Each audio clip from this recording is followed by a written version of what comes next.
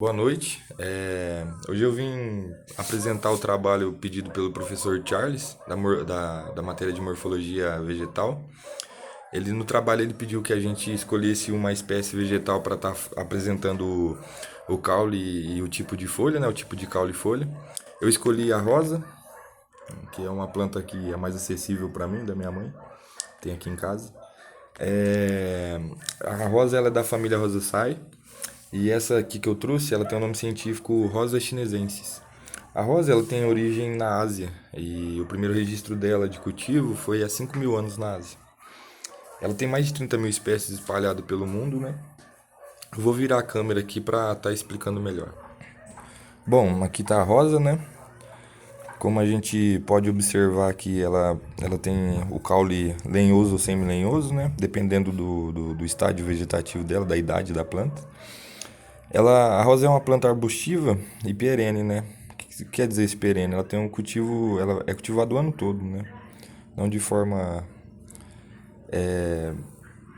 Ah, caramba, eu me enrolei aqui. Mas enfim, ela é perene, ela é cultivada o ano todo. Ela não é como os cultivos anuais, né? De milho e soja. Enfim, aqui a gente consegue observar o colo da planta, né? O colo do caule. Aqui é a interseção da raiz e o caule, como o professor disse na aula anterior. A gente consegue observar ali os ramos, né? As gemas axiais, que dão origem a novos ramos, tanto reprodutivo quanto vegetativo. Aqui a gente não consegue observar nenhuma estrutura reprodutiva, porque eu fiz a poda delas, né? Tava bem feinha as flores, daí eu removi elas. Aqui a gente consegue observar os espinhos, né? Os aquelos, né? Os falsos espinhos, né? Erroneamente chamado de espinhos, porque os espinhos verdadeiros eles têm origem no tecido vascular.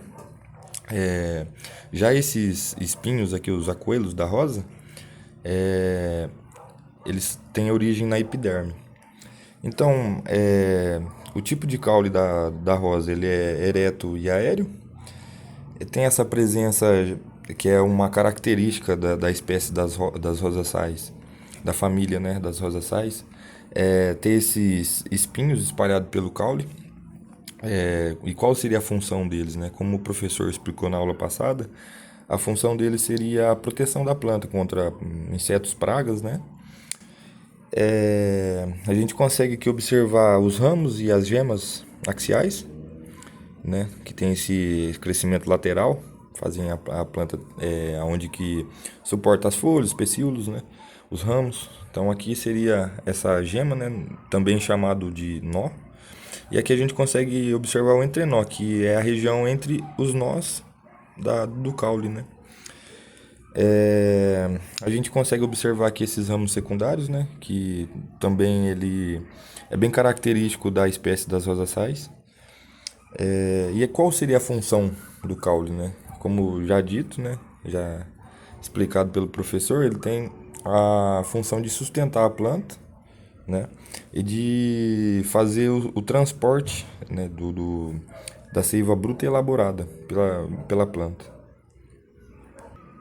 Essas ramificações secundárias favorecem essa produção de flores, né? Geralmente quando a gente consegue tá fazendo a poda delas, né? Então a gente que conseguiu observar o colo da planta, né? A gente consegue observar também os nós e os entrenós. E como eu já dito, né? Ela é um caule de aspecto lenhoso, né? Ou semi-lenhoso. Ela é um caule aéreo, né? E ereto. E tem essa presença de falsos espinhos, que é uma característica dessa espécie, né? Então, como já dito, uma planta arbustiva. Agora eu vou falar um pouco sobre as folhas. Bom, aqui eu tô com um ramo, né, na mão. E aqui a gente consegue observar as características da folha da rosa, né? Ela é uma folha completa, né? Por que ela é completa?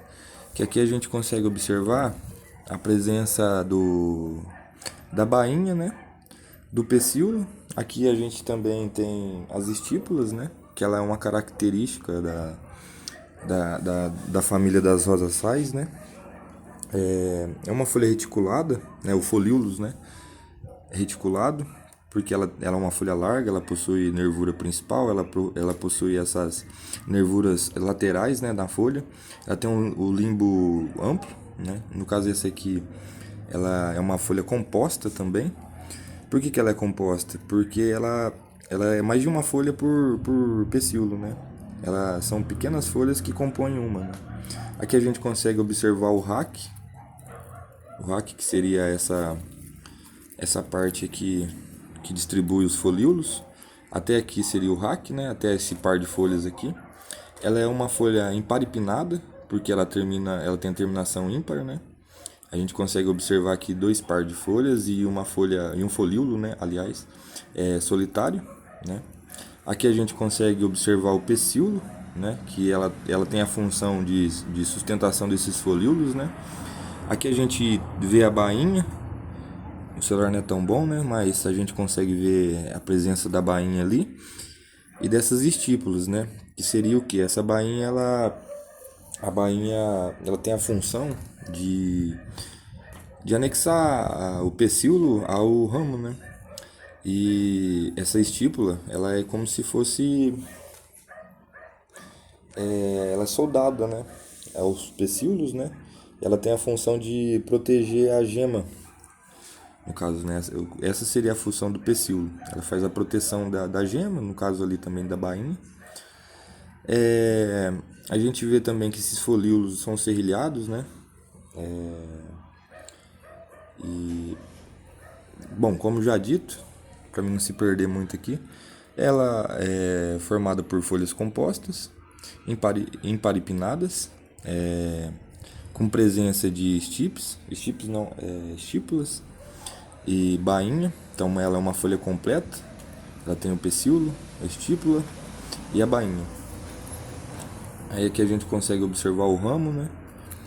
E até a gente consegue observar aqui uma parte do... Ah não, aqui não seria gema não. Bom, mas enfim, aqui eu trouxe um pouco sobre as folhas da rosa, né? E também sobre o caule da rosa, da planta da rosa, né? Bom, espero que o professor tenha gostado e espero que tenha entendido, né, a explicação e a analogia.